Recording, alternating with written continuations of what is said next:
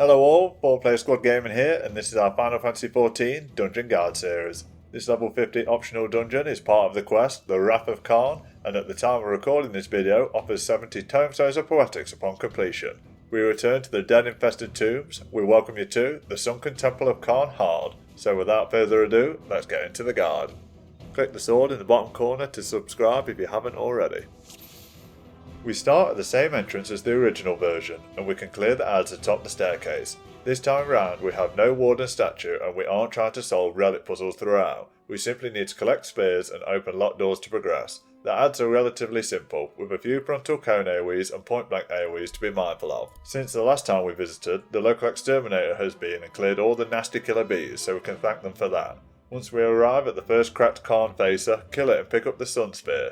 This is then used to open the locked door ahead. Clear this area whilst avoiding the spike traps and the passage will open towards the first boss fight. The Damaged Adjudicator is our first boss. The final boss of the normal version is now the first boss of the hard version.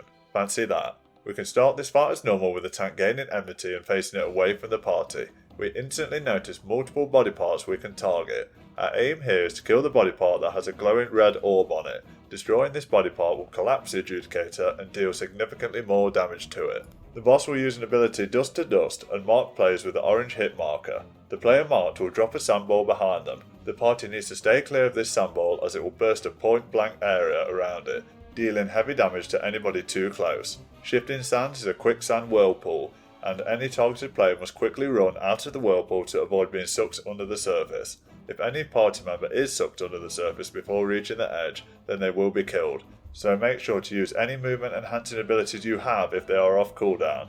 Keep destroying the body parts that are glowing and dealing damage normally in between these mechanics, and it won't take long to finish the Adjudicator off. Pick up your loot and proceed.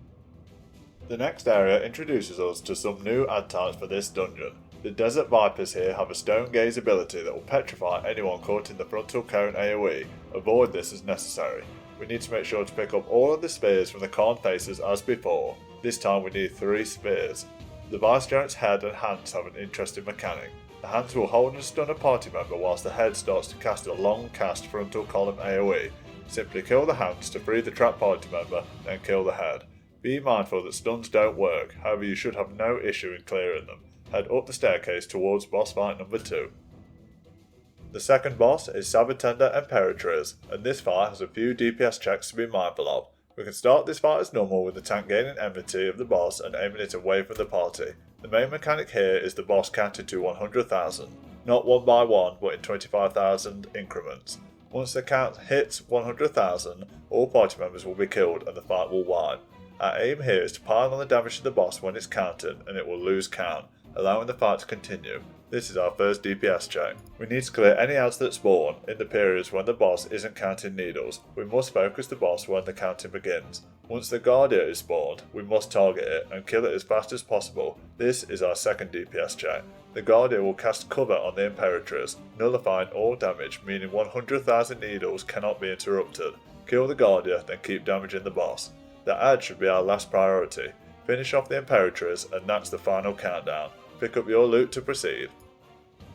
Kill the Tomb Raiders ahead, being mindful of the frontal AoEs, and head through to the next area. Clear the mummies and the knights here, opening the way to progress further and out of the tombs. In this next area, we need to clear all the adds to open the side tombs. Once they are open, we can insert the spears, shining light towards the magic pedestal. With 2 lights shining on it, we can insert the third sphere and open the gate, allowing us passage up the stairs and towards the final boss fight. Enjoy the short cutscene.